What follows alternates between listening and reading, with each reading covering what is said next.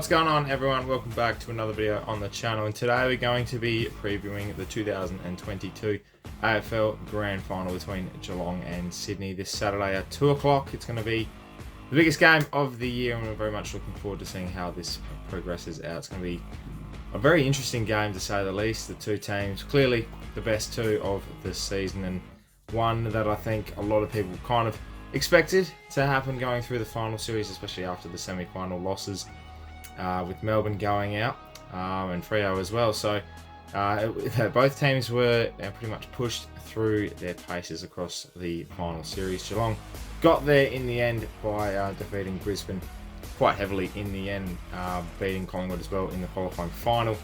Sydney going through, beating the D's in the qualifying final at the G, and also beating Collingwood in a scary last quarter comeback by the Pies, but the Swans prevailed with a 1-point victory. So that's how we got here. We've got the two best teams of 2022, so let's preview the Grand Final.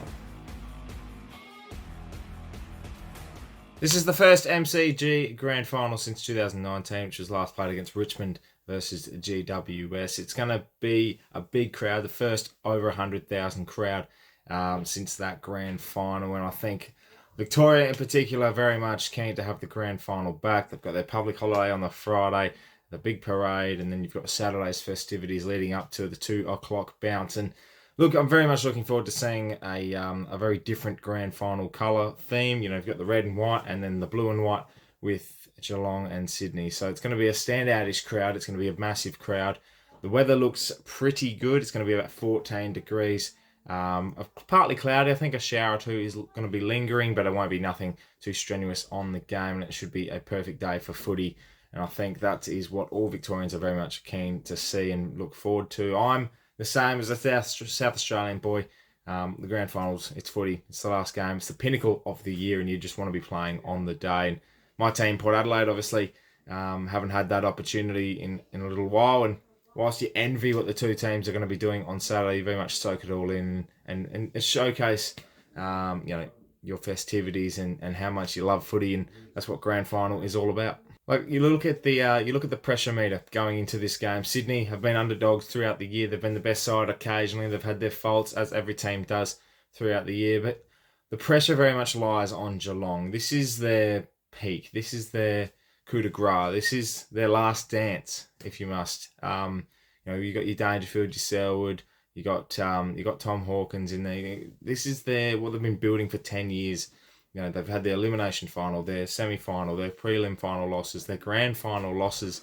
They've made it to the point majority of the time over the last 10 years, only missing a final series once.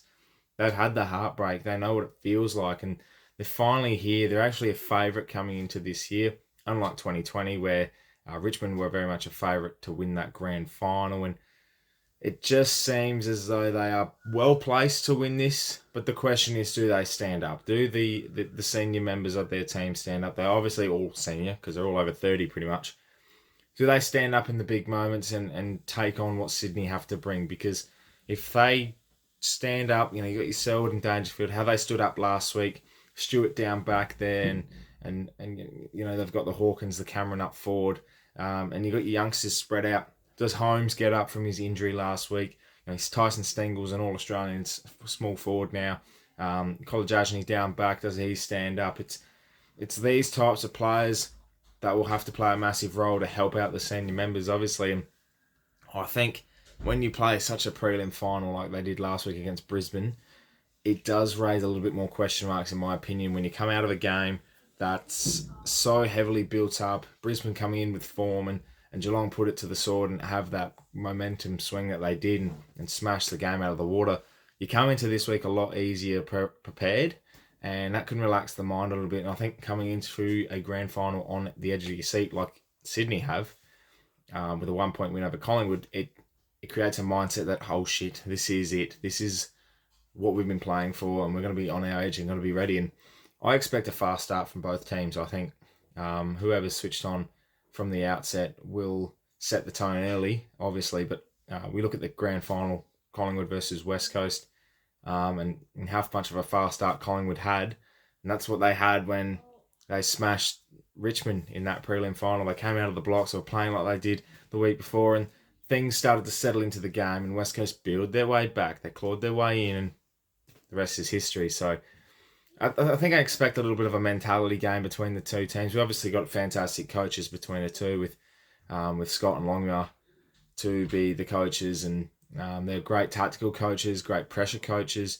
And I think that's what it's going to come down to on the weekend, because Sydney's small forward, small mids pressure game is going to be crucial to stopping what is Geelong's stop-start stranglehold that they have. You see in the ruck contest that Stanley doesn't take the ruck.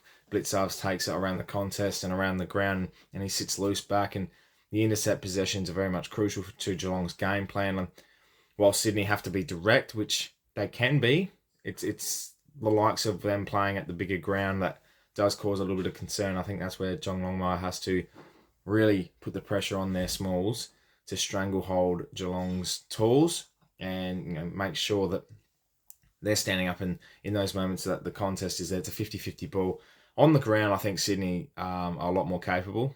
Contested-wise, I think Geelong can produce a good game of football, but Sydney's smalls and their pressure, your Papleys, your Chad Warners, your Florence, your Gouldens, these types of players are going to be standing up in these moments. And your midfielders like Callum Mills, he's just going to be an outright star and pretty much very much in line to win a Norm Smith medal if the opportunity arises. And I think their game is a little bit more flexible than what Geelong's is. If you strangle Geelong's pressure and you go direct and you left them one-on-one, and I'll use an example of Port Adelaide's third quarter against them at the Adelaide Oval, is they constantly put pressure on the ball carrier itself and not down the ground. They didn't worry about down the ground and making sure they're set up for when the ball goes. They wanted to get the ball in the moment. And then Port Adelaide exposed what Geelong did that third quarter, and the rest is history, obviously. But it was that moment you could see Geelong's weaknesses, and pressure on their tools will be a massive, massive chance of them winning a game of football. Which then leads me to my point of Cameron and Hawkins, Blitzarves, Stanley. They have a role to play on Saturday, and it's a lot bigger than what probably they anticipate. If any chance that Hawkins or Cameron kick even 5 between them, I think goes a very long way to Geelong winning the game, because I think 15 goals wins this game of football for your team. That's 90 points. It's enough in a grand final, I feel, and with today's age, the way the game plays today, 90 points is a winning score. Sydney do have that capability. We saw that last week. They had 10 goals to half time. Their smalls are the same, but I don't think they've got that much power up forward. You've got Buddy Franklin, obviously, and he's capable of kicking 6, 7, 8 in a game still at his age. Sam Reid, he's got a very, very good tool down there, and Hickey can play a role as well.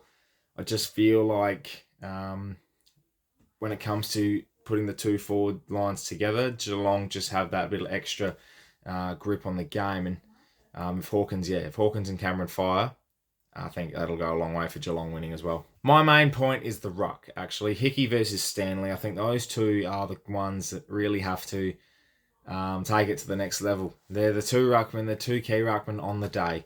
You're going to have Sam Reid and Blitzarves running amok as well in there. But I really feel that if whoever wins this midfield battle, it comes down to how much. Obviously, you take your chances in football. That's got to be the main thing when you're kicking a winning score. But who gets more chances? And that's coming from the midfield, and that's going to come from the two rucks. And Hickey versus Stanley, what a story for both. And I think if there's any chance, any danger of Sydney winning this game, Hickey's got to tower Stanley and probably Blitzarves as well. If Geelong are to win, they've got to create that opportunity from their intercept possessions, and that's going to start with Stanley setting up in the right positions and making sure that any high balls coming in towards Sydney's efforts and their inside 50s, that's where Stanley's going to play his biggest role. Right, let's do some tips. I'm tipping Geelong.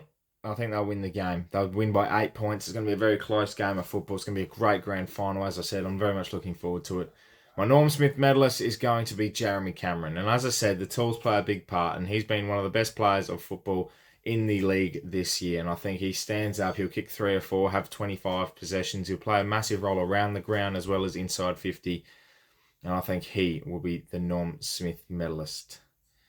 And the headline I'm going with on Sunday morning is Cats Purr 2022 Grand Final Premiers. It's a shit headline, but it's going to be a great game of footy. Thank you so much for watching my Grand Final preview for 2022. It's Geelong versus Sydney. Let me know your tips in the comments below. My name is Anthony. Thank you so much for watching. And as always, come the pair.